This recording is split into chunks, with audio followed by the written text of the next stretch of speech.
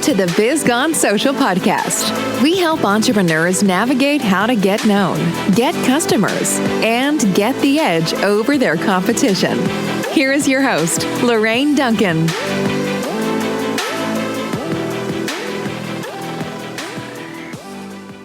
So here we are with episode number 47, and I'm so glad to be here. And my promise to you, as always, is I want to give you a little bit of verbal caffeine that's going to energize your social media marketing, your business, and help you stay social. After all, don't you want to be the business that everyone's talking about? I know I do. And I'm really stoked today to have a really great business owner with me, the owner of Matt Baier Organizing, also known as AKA the Clutter Guy, Matt Baier. Welcome. Thanks, Lorraine. It's great to be here. And I was just telling you earlier today that I just really love your business and your business style and everything that you do. So tell our audience out here a little bit more about your business and actually what you actually do. Sure. So we help primarily residential, these days it's always residential, clients with decluttering and setting up systems to stay organized, and also do a lot of helping people move, decluttering before a move and moving into a new place with setting up systems, organizing systems, putting things away. That's primarily what we do. And you have a really interesting background, and I'm going to back this up a little bit. Tell me a little bit more about your background, because this seems opposite almost of what you've done in the past and what you're really skilled at. So tell me how about that transition, because I have a lot of people out there that are thinking about transitioning now. And so I think your story will really help someone out there. Yeah. You know, those tests you get online that to see if you're right-brained or left-brained, I'm dead center in the middle. So half of my brain is very analytical and organized. The other half is extremely creative. I was an illustrator before I was an organizer at the Jim Henson Company. I was with the Muppets. There was a lot of downsizing going on since Henson's death, and one of the people to leave was my boss of the design services department. She said, "Well, you're in charge now," and I had no management background, so I relied on something that came naturally, which was organizing through things like clutter control, paper management, time management, floor planning. We had a very successful department, and it was basically licensing work is what we were doing. So fast forward to 2004, the Muppet property's up for sale. Disney buys it. I'm out of work, and I realize I'm really enjoying the organizing aspects of what I'm doing more than the licensing aspects, and decide to switch careers and start my own business. And that was the birth of Matt Baier Organizing. That's so cool. I always love when you tell that story because it energizes me, really. Yeah. It's funny. We're like that the path life takes us. Yeah. And I actually think it's really something interesting about you too, because a lot of people don't know that about you. So Tell me one thing about what do you love most about being in business for yourself, because it's very different from, working for someone and having a desk job 24/7 and actually getting out there, working the job a little bit, pricing jobs a little bit. And you being in charge. What's that like for you, and what do you enjoy most about it? I can sum up what I like about being in business for myself in one word, which is control. I've been in many jobs that I've actually liked the work I'm doing, but I'm not in control of the situation. I'm miserable. And there's actually been other jobs that are on the face of not very. I used to work in a brickyard many years ago, but I was in control of it. I kept getting better. I find it satisfying. So I love one of my favorite definitions of organizing. It's about controlling the controllables. It raises the understanding that most things in life are not controllable. So get a handle on the things you can. But a really important part of that is recognizing the things that are out of your control, the things that change, priorities that change. And I think quite often I see my clients that we work with are hanging on too rigidly to something that is changing and is out of their control. So it's really about controlling the controllables. Yeah, it's funny. I'm probably the same way. I feel like that if I can control what I can control in my business, then I don't get stressed out.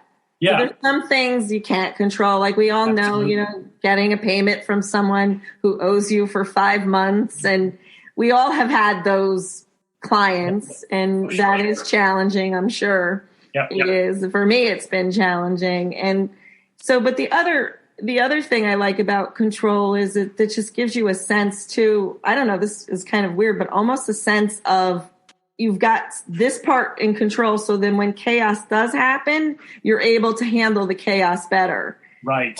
And, systems, like a lot of people have this big thing. You have to have the systems in place. And as you know, I have an online business, and systems are very important. So if I don't have them in place, I can't move on to the next big thing that I want to launch, or the next thing that I want to, sell, or whatever it is. So I totally get the whole control thing. Yeah. We've had, I would say 2020 has been a challenging year for all of us, to say the least. But what would you say, and it doesn't even have to be 2020, what would you say that was the biggest challenge of doing your business that you've come up with over the years that has, the hugest challenge, and how you have overcome that challenge? How did you overcome that challenge? Yeah, I think the toughest point in my business was actually 2008 with the recession. I'd rather talk about 2020 simply because I didn't have much control at all then. I couldn't figure it out. But I'll tell you some of the things I did figure out during the coronavirus lockdown was obviously I guess maybe it's not obvious, but our work is very, very hands-on. We work with the clients. We take a team approach. I always say the first member of our team is the client. So we work side by side with them. Suddenly that interaction was gone. We're stuck at home. We can't do any of that. So again, what could I control? Well, and I'm sure, and you did this too. You go online. What can you do online? I discovered that I could do consults online. I always do a free consultation. I could do that online now. In fact, past the point where it's necessary to do it. I love saving the travel and doing a consultation online where I can. We even did virtual organizing from another. You can either work one-on-one with somebody online, which I've done to a limited extent, but also we can be at the job site working on client stuff with them in another room, working through Zoom. Never would have thought to do that if I, wasn't forced to do something, come up with something creative, controlling what we could control. So those are some of the ways we overcame during the difficult time. Yeah, I saw, it was funny. I just as March hit, March 2020, and I knew that the prognosis was going to be bad. I already started thinking about, because really the bulk of my clients do not come from online. It comes from my in-person networking. Mm-hmm. And I'm a huge networker, and plus I'm an extrovert. So that even makes it worse for me. I had to figure out how I was going to do this. And I literally joined networking groups all over the country. Yeah. I'm in a networking group in Colorado. I was in a mastermind with other people. Most of the people were from New York. I was in a Long Island networking group, and that kept me busy during the tough times, and I was able to actually, I hate to say this, but almost find myself, because I think I would have been again, I lost control of, I lost some clients because they couldn't no longer afford me because of the virus. And I actually, I think we're all better people for it because we learned how to pivot. but I saw this guy, he's Tony Robbins' son. Derek, I should say. And he actually talked about, so use your imaginations out there. Basically, you set yourself at a place and then have an imaginary line that just keeps you, if you keep on going the same way, you're going to end up at the same place at the end.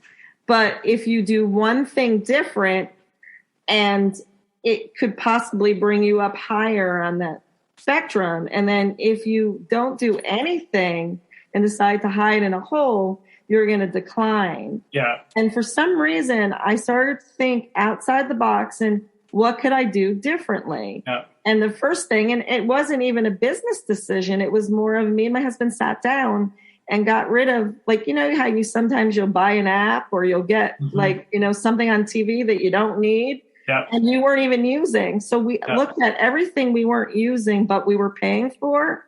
And literally, I saved like almost $1,500 a month. So if it would have gotten worse, which it didn't, my husband luckily was able to, he's a much needed person because he's a plumbing contractor. He was able to continue, there was a slight drop off, but we survived. Yeah. And I think that's the whole idea, is that you want to survive and maybe come out a little bit ahead if you can. That's interesting because it's a philosophy I'm obviously very comfortable with. Cleaning house, getting rid of the unnecessary. And when you get rid of things, you make space for new things to come in, which, when you start losing things, you start losing control. It's like, well, don't start giving away more things. But no, it actually, it's like weeding a plant, by cutting off the dying leaves, you make more room for fresh leaves and fresh life to come into your plant. It's the same with your business. Yeah. And it's funny is like, for most of the people that are out there right now, some of my audience is thinking of opening up their own business. That's why I wanted to talk about these very hard things. Mm-hmm. One of the things I want to ask you, I ask all my guests this question, is talk about a time where you had to make an important decision, but quickly.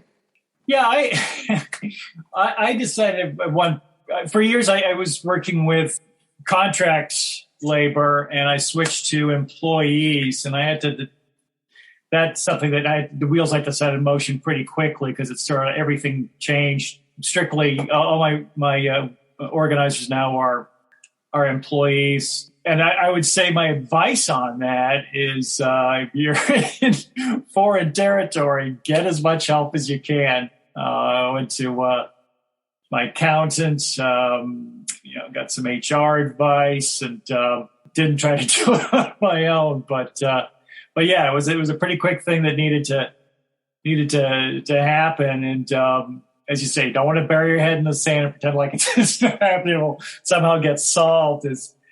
But yeah, face it, get help, bite the bullet, do it.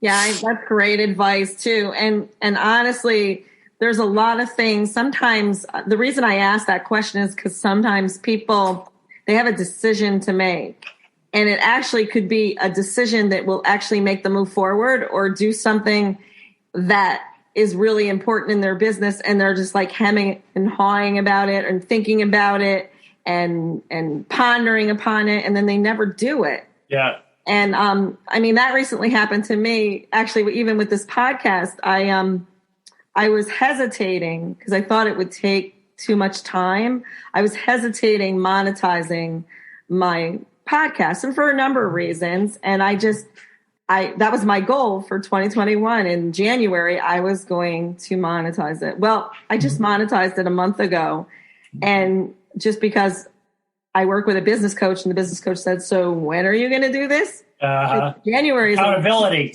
Yeah, exactly. So I did it. And guess what? It took me almost 2 minutes to do it. Wow. It didn't take any time to do it at all. And it's not so bad. I was always worried about what commercials they were going to put on. Yeah. It's usually a MailChimp commercial, which kind of I can relate to, and business owners can relate to. So it's just that the EverSource one kind of boggles my mind a little bit, but we all need electricity to run our business. So I guess I can just stretch it a little bit that way. But right. I mean, all that to say, I just want to encourage everyone out there to, make those decisions that need to be made, because sometimes it's a matter of just your business growing so fast. Yeah, I would agree with that. I think any big decision I've worried about, it's in the end never been merited the worry. Your story actually sounds rather familiar. In the end, it only took 2 minutes. I want to, I'm going to shift this interview a little bit, because I think why you've been so successful in business and I've been so successful in business is because we're not stagnant. We don't stay in the same place. We're always growing ourselves personally and learning. So when it comes to your field and what you do, how do you stay on top of things in your role that you play? Well, I think probably the primary thing is to look how I distinguish myself from other organizing services as a subject of my book, The Circulation Solution. And I keep coming back to this, if you look at if you go to Instagram and you look at what other organizers are doing, or Pinterest, or really any of these showcases for organizing work, you're going to see beautiful finished work, which we can do. Probably don't spend as much time on, finding the perfect, pretty products, but that's not us. What I found as a need to keep coming back to is not just getting to that final point. I always say organizing is not a destination. It's the vehicle you drive to get to your priorities. I look at staying organized, and my circulation solution is that it's a plan for movement in a series of manageable, reliable stages. It's always moving, and the place to start with is where your priorities are, because everybody's got different priorities, and priorities are always changing. So you have to prioritize to organize. And that's what I keep coming back to. It's, anytime I find us sort of drifting away and worrying too much about it, we're not competing with all these beautiful aftershots. Wait a minute. Hang on a sec. That's not what we're about. We're about the systems to stay organized. Let's get back to that. That's who we are. That's what sets us apart. And, that's how we've gotten, as far as we have and will continue to grow. Yeah, I think as personally using you in my house, in my kitchen, I can say that today my kitchen is still organized. Congratulations. That's wonderful. And I still have the little sticky notes on everything though. But the bottom line is that what I was struggling with and what led me to working with you is that my husband worked one way in the kitchen and I worked another way in the kitchen. And I was trying to meet the two where the stuff that we used every day were easy to grab for each other. Good. So meaning that he didn't have to ask me, where's the spatula that I like to cook with this certain pan, or where's this or where's that.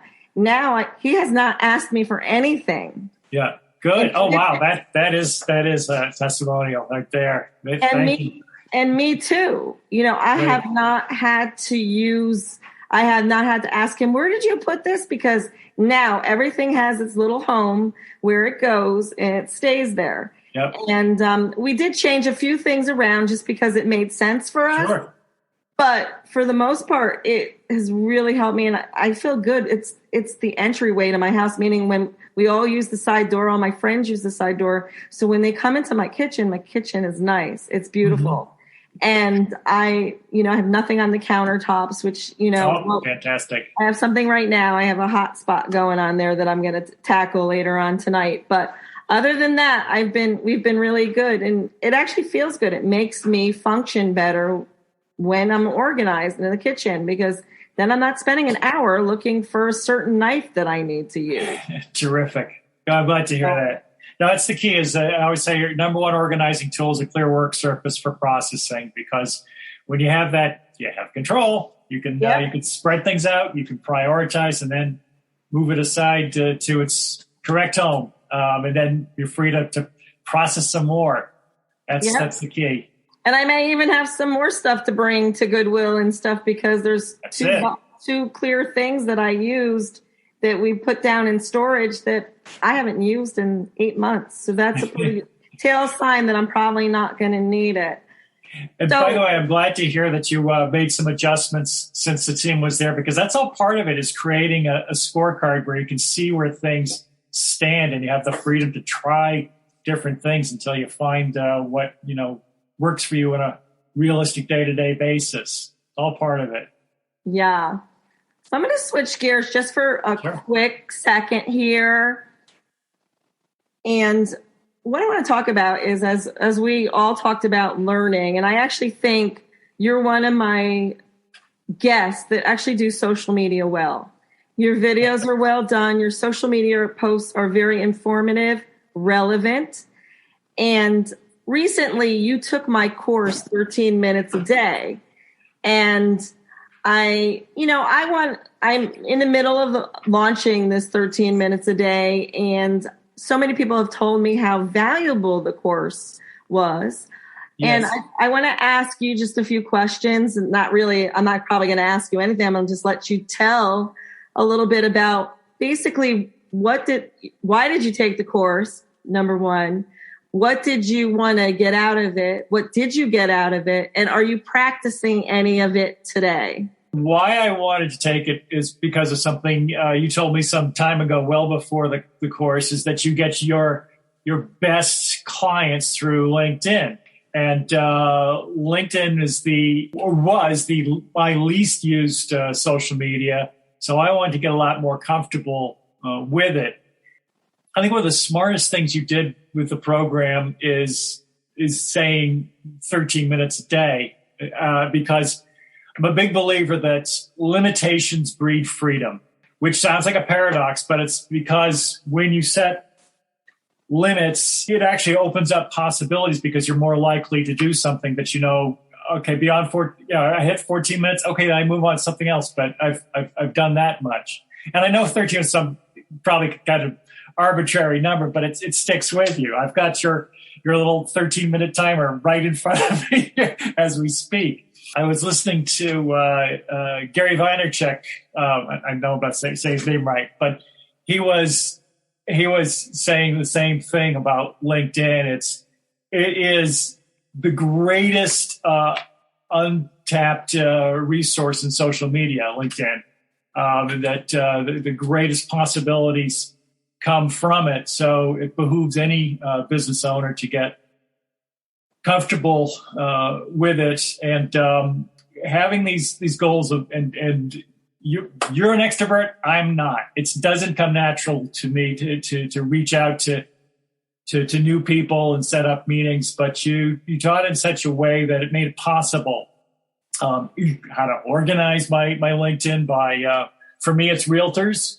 That's the big category. Also interior designers. I've reached out to several since your course, and set up meetings, made new connections.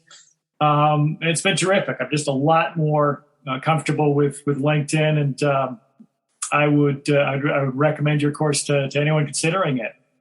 Thank you so much. And also thank you for just, entrusting me, with, your time to be able to do the course, but also taking time out of your busy day. And I know you're busy. My pleasure. With, doing this podcast. So here's the deal, everyone. If you want to get in touch with Matt, I will be putting all his information below the post.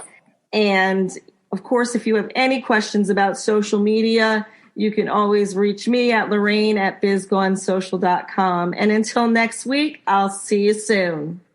Bye-bye. Thank you.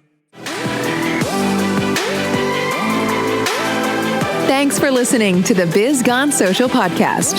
Find us on Instagram at Biz Gone Social for extra tips. Check back weekly for new episodes. Until next time, stay social.